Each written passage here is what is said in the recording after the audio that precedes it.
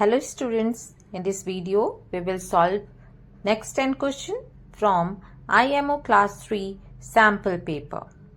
Part 1 में हमने 10 question solve किए थे, या पार्ट 2 है, इसमें भी 10 क्वेश्चंस हैं और हम इसे स्टार्ट करेंगे without wasting our time. So let's get started. Question number 11. Rahul needs a new pencil and some crayons. He can choose from the pencils and crayons as shown in the picture. How many different combinations of one pencil and one crayon is possible? So इसमें आपको बताना है कि राहुल को जरूरत है एक new pencil और कुछ क्रेयॉन्स की. अब इस पिक्चर में कुछ पेंसिल और क्रेयॉन्स दिए हुए हैं. आपको वन पेंसिल और वन क्रेयॉन के कितने डिफरेंट जो है वो कॉम्बिनेशन आप बना सकते हो. सो इसके लिए आप सबसे पहले क्या देखोगे कि how many pencils are there and how many crayons are there. How many pencils are there? 2. कितने पेंसिल्स है? 2 पेंसिल्स है. And how many crayons are there? 3.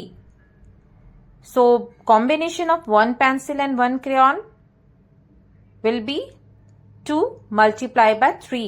Why? Because 2 pencils are there and 3 crayons are there.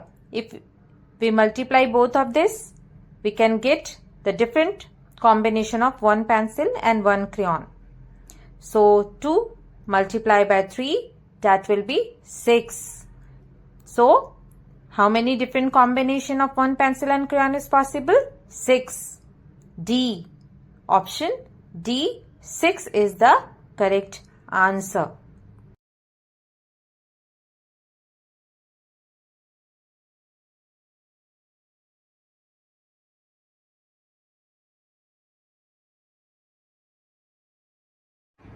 Now question number 12. The time shown here is dash minutes to 12 o'clock. यानी 12 o'clock बजने में कितने minute हैं. आप यहाँ जैसे क्लॉक देख सकते हैं. क्लॉक में आपको आर एन 12 पे दिख रहा है और मिनट हैंड 10 पे दिख रहे हैं. कभी भी ओ क्लॉक जब मिनट हैंड 12 पे होता है तब होता है. यानी 12 o'clock कब होगा? जब मिनट हैंड जो है वो भी 12 पे होगा. बट यहाँ मिनट हैंड जो है वो 10 पे है. यानी इसको कितने स्टेप कवर करने पड़ेंगे? 2 स्टेप. 11 and then 12. 1 गैप के बीच में कितने मिनट्स होते हैं? 5 मिनट्स होते हैं. सो यहाँ 2 गैप्स हैं तो कितने मिनट्स लगेंगे? 10 minutes. So minutes to 12 o'clock means कि 12 बजने में कितने मिनट्स हैं? 10 मिनट्स हैं. So answer will be C, 10.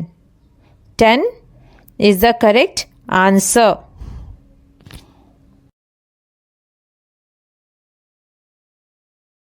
Question number 13. Pia put 70 plastic cups in the first stack, 80 plastic cups in the second stack, and 90 plastic cups in the third stack. If this pattern continues, how many plastic cups will Pia put in the fifth stack?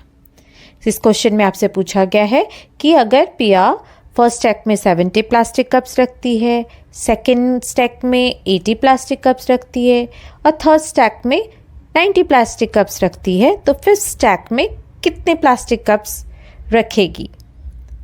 So first what will we do कि हम एक pattern create करेंगे.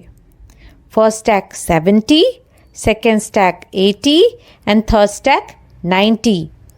Pattern है 70, 80, 90. It means gap कितने का हो रहा है? 10-10 के गैप्स हो रहे हैं. तो फोर्थ स्टैक कितने के होंगे? 100 एंड फिफ्थ स्टैक कितने के होंगे? 110. So option D, 110. So how many plastic cups will Pia put in the fifth stack? 110 plastic cups. So answer will be D, 110.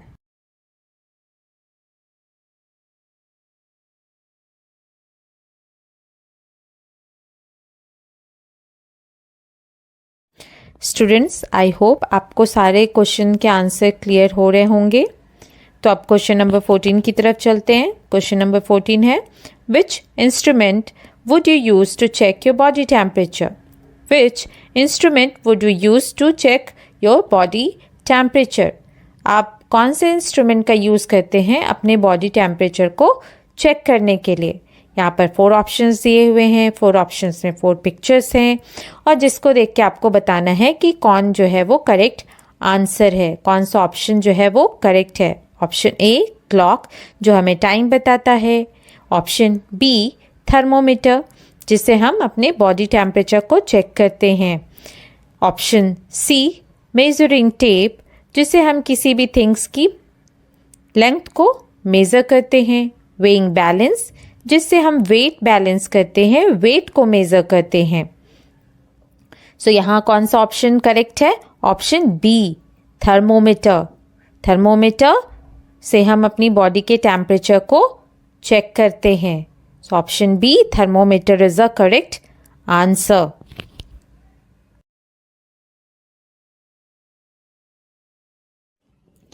Question number 15. How has this figure been transformed? It has been reflected, rotated, translated, none of these. Question number 15 में आपको बताना है कि जो figure दिए हुए हैं उसका ट्रांसफॉर्म्ड कैसा हो रहा है। रिफ्लेक्टेड है, रोटेटेड है, ट्रांसलेटेड है या इनमें से कोई नहीं। तो फिगर्स देख के हमें जैसे पता चल रहा है जी जो है वो घूम रहा है क्लॉकवाइज। कैसे घूम रहा है? क्लॉकवाइज, जैसे घड़ी की सुइयां घूमती हैं वैसे घूम रहा है। तो घूमना मीन्स रोटेशन। इसमें कोई रिफ्लेक्टेड नहीं है, कोई ट्रांसलेटेड नहीं है, इसमें सिर्फ क्या हो रहा है? रोटेटेड हो रहा है। ये जी क्या हो रहा है? रोटेटेड, घूम रहा है। तो आंसर क्या होगा? B. B is the correct answer, rotated.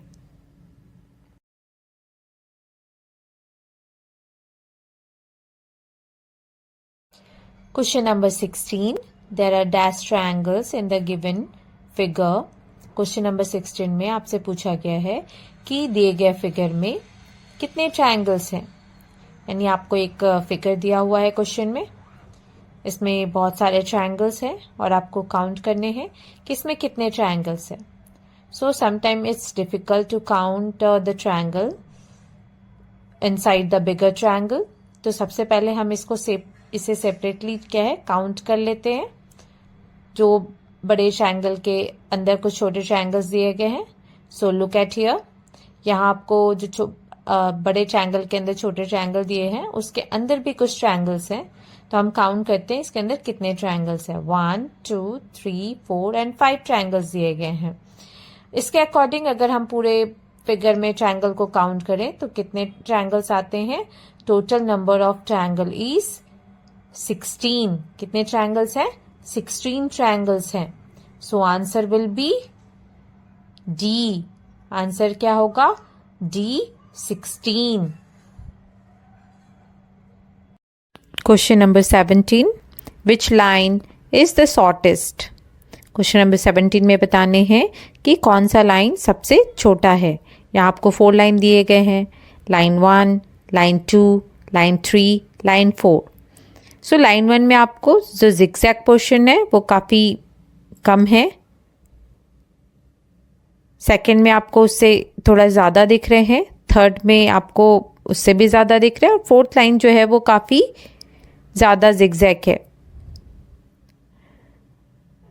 तो आप एक थ्रेड लेने हैं, चूँकि आपके पास थ्रेड तो है नहीं तो हम इसको कैसे फाइंड आउट करेंगे कि जिगजैग होने से उसकी लेंथ बढ़ जाती है। इसमें सिंपल जिसमें जिगजैग कम है यानी लाइन 1 में जिगजैग आपको काफ़ी कम दिख रहा है, लेंथ बड़ी है बट जिगजैग कम है। It means which one is the correct answer? Line 1 means A. 1 is the correct option. So line 1 is the shortest line. Now question number 18. Which two pieces of paper when put together will make the given shape square? आपको बताना है कि यहाँ 4 option दिए गए हैं, सभी option के पास 2 शेप्स हैं और उस शेप को अगर आप ज्वाइन करते हैं या एक साथ रखते हैं तो क्या आप उसे स्क्वायर का शेप दे पाएंगे? So let's check. Option A have circle and triangle, if we put together, can we make the shape square? No. So now option B के पास triangle and diamond है. अगर हम इसे एक साथ रखते हैं या इसे ज्वाइन करते हैं तो क्या हम इसे स्क्वायर का शेप दे सकते हैं? क्या हम इसे कोई स्क्वायर बना सकते हैं? No. Come to the option C, hexagon and octagon. इसके पास दो शेप हैं, हेक्सागन और ऑक्टागन. अगर हम इसे ज्वाइन करते हैं या एक साथ रखते हैं तो हम इसे स्क्वायर का शेप नहीं दे सकते हैं. Now the last option is D. इसमें दो राइट एंगल ट्रायंगल है. अगर इस टू राइट एंगल ट्रायंगल के पीस को अगर हम ज्वाइन करते हैं या इसे एक साथ रखते हैं, so we can make a shape. Yes, we can make a shape square. So answer will be D.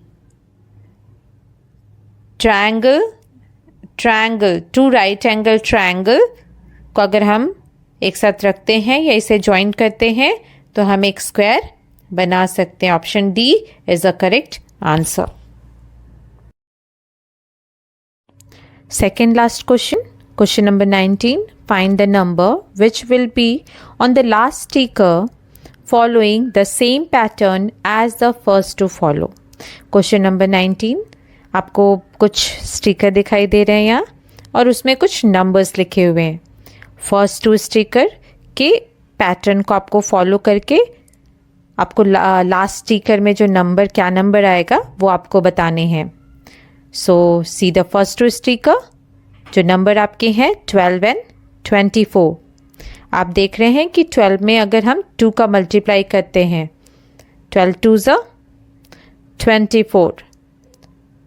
So same pattern जो है वो लास्ट टू स्टिकर के लिए भी होगा. 16 multiply by 2, that will be 32. So answer will be 32. C 32 will be the correct answer. Last question number 20. Find the combination of numbers so that letters are arranged accordingly to form meaningful English word. आपको question number 20 में 5 letters दिए हुए हैं. 1 2 3 4 5 sequence करके यहाँ पर दिए हुए हैं लेटर्स का. 4 ऑप्शन है, डिफरेंट अरेंजमेंट्स हैं और इस सीक्वेंस में लेटर को रख करके हमें चेक करना है कि कौन सा मीनिंगफुल वर्ड बनेगा इंग्लिश का. तो ऑप्शन ए 2 3 4 1 5. ऑप्शन ए के अकॉर्डिंगली अगर हम ये लेटर अरेंज करते हैं तो हमें इंग्लिश का मीनिंगफुल वर्ड बनता है या नहीं वो चेक करते हैं. नहीं, इससे कोई मीनिंगफुल वर्ड नहीं बन रहा है. Option B 4 3 2 5 1. 4 3 2 5 1. 4 means S, 3 means C, 2 means A, 5 means L and 1 means E. S C A L E, scale, यानी ये इंग्लिश का मीनिंगफुल वर्ड है. सो ऑप्शन बी के जो लेटर के अरेंजमेंट होंगे उससे एक इंग्लिश का मीनिंगफुल वर्ड बन रहा है. So option B is the correct answer.